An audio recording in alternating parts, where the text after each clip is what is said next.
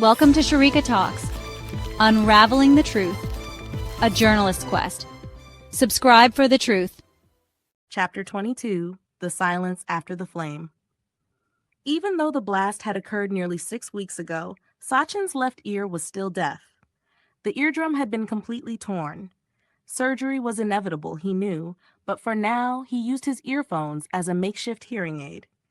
Thankfully, his right ear was fully functional, and his fractured pinky finger was finally healing. Until it was broken, he hadn't realized how essential that small pinky was, second only to the thumb. As a martial artist, he was more attuned to his body than most, but even he had taken it for granted. From holding a phone to gripping a pen, or even a weapon, he had never fully appreciated its role. It wasn't until last week, when the splint came off, that he truly understood how much he had missed it. The Varanasi incident had taken a deep toll. Sukanya's emotional outburst that followed was difficult, but understandable. Still, all of it was overshadowed by the gravity of the truth.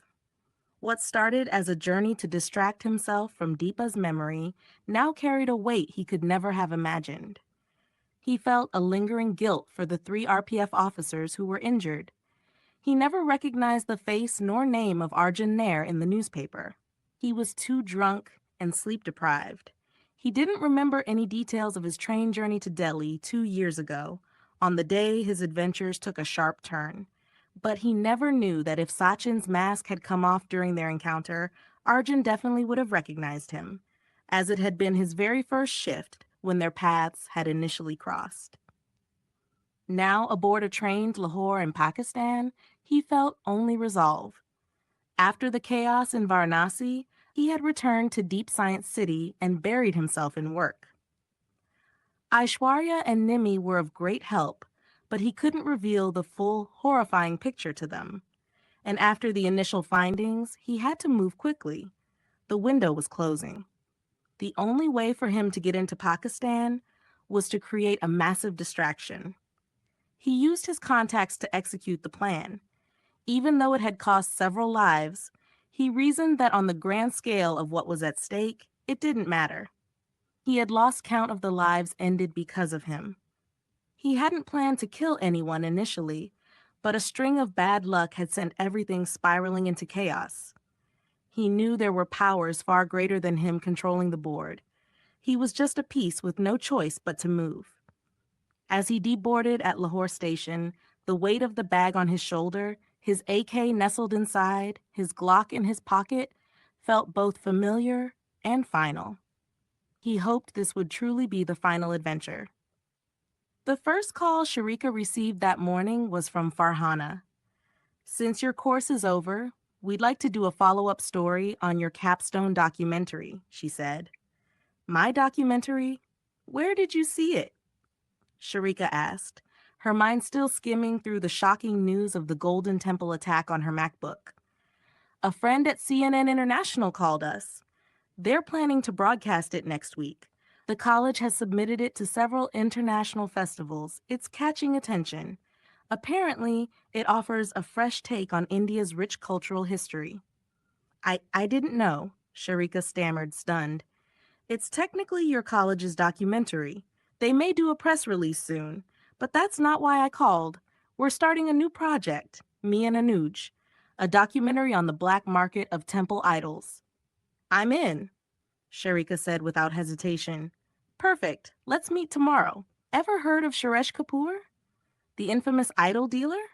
In Tamil Nadu prison? He was, but he got released last month. We've heard whispers. He's onto something again. We've got quiet support from the Intelligence Bureau. I'll brief you tomorrow." Just as Farhana ended the call, Sharika's phone rang again. "Hey, Sherlock, it's Watson," said Nandu's cheerful voice. But Sharika didn't laugh. Her eyes were still glued to her laptop, reeling from the broadcast of the Golden Temple attack. "What happened, Nandu?" she asked flatly. "You told me to keep an eye on idol auctions, remember? One just closed 2 days ago for $1 billion. "What?" "It was the Navapashanam idol from the Palani temple," Nandu said. "But we still can't trace it, right?" "Usually no," he said, grinning audibly. But I created an IP that mimicked the buyers and spoofed the buyer's ID, contacted the seller, and traced the exchange location. It's in Lahore. Next week. Sharika froze. Just before the Amritsar attack, at 7:50 a.m., she had tracked Sachin's location heading toward Lahore. Unlike China, most in Pakistan used Android phones. So even if Sachin's phone was off, she could still track him if anyone nearby had Bluetooth and internet enabled.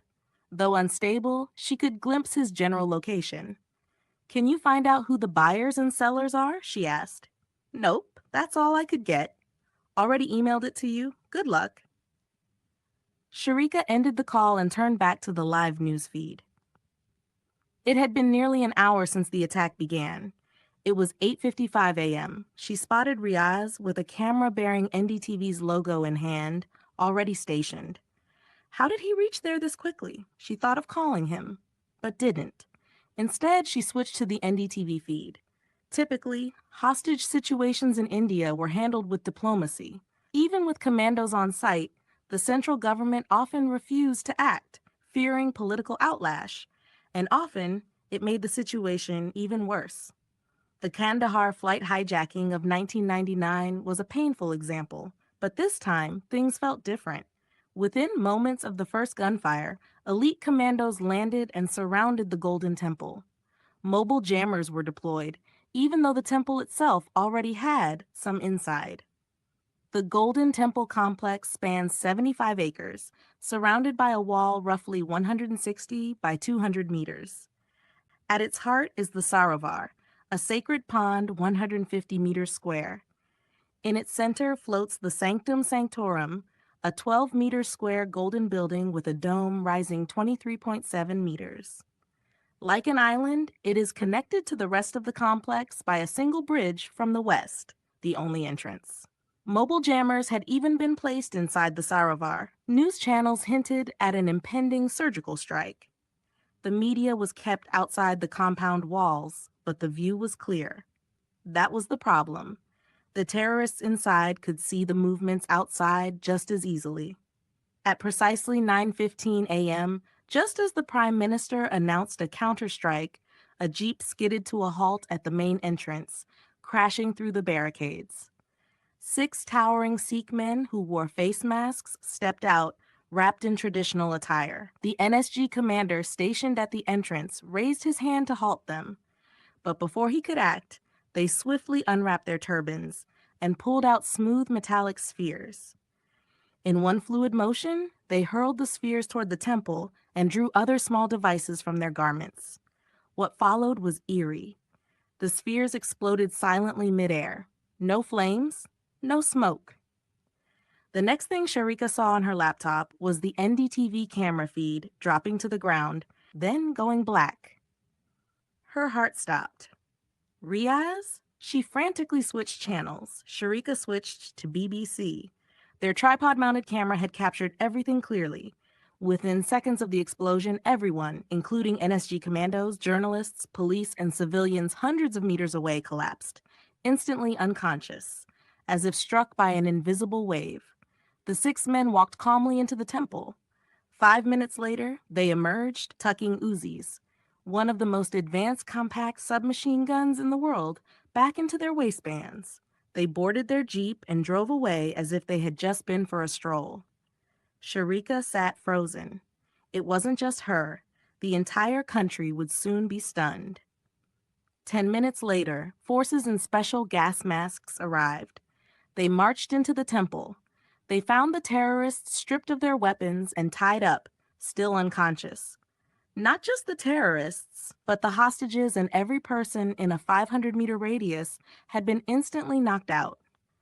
Within 1 hour, every person affected regained consciousness without any side effects. All 14 militants were captured alive. She had called Riaz, checking whether he was okay, and felt a feeling of relief hearing Riaz's voice. Later that day, forensic reports confirmed that everyone had inhaled a modified version of carfentanil, a chemical so potent that a few nanograms could render someone unconscious instantly. the same chemical Russia had used in 2002 to resolve a theater hostage crisis in Moscow, though over 100 hostages had died then due to overdose. But here it was different. Even though it was dispersed via an explosive, each person had received an identical dose, as if an inhibitor had been released simultaneously to regulate the exposure. No one had ever seen such precision. It was science beyond the known world. No one knew who the 6 Sikh men were. It wasn't an official government operation. No agency took credit. No country could explain the technology. The world was shaken. Every intelligence agency in the world wanted to know more. They all wanted the technology behind that silent knockout bomb. Sharika sat at her hostel desk, torn. Which story should she pursue? The billion-dollar idol auction? The Golden Temple attack? Sachin? Or were all these threads destined to converge? She was almost sure Sachin was in Lahore for the idol deal. But had he orchestrated the Amritsar attack to create a diversion? And who were the Sikh men? The only Sikh she knew was Balninder Singh. But could he be one of them?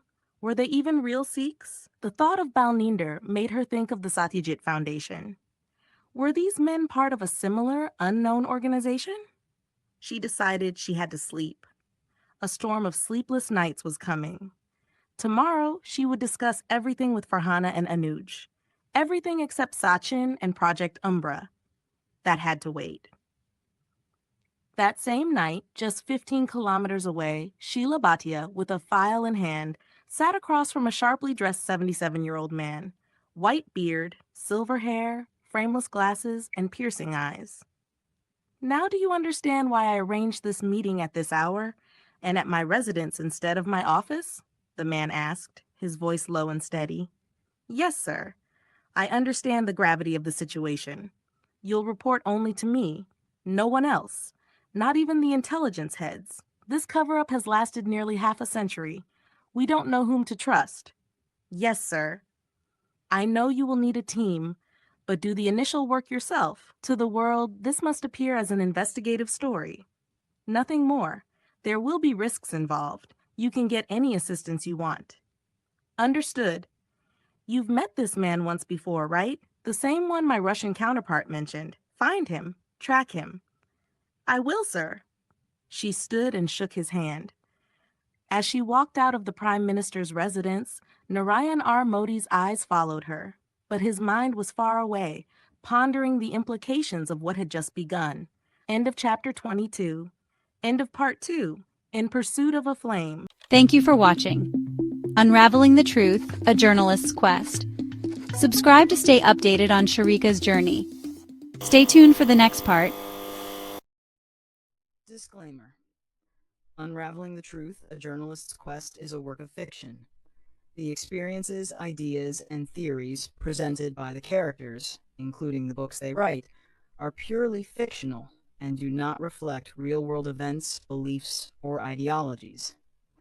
While some incidents and characters may be inspired by real-world scenarios, they are entirely fictionalized for storytelling purposes. The author does not endorse or share the viewpoints expressed by any character in this novel. Any resemblance to actual persons, living or dead, or real events is purely coincidental. Viewer discretion is advised.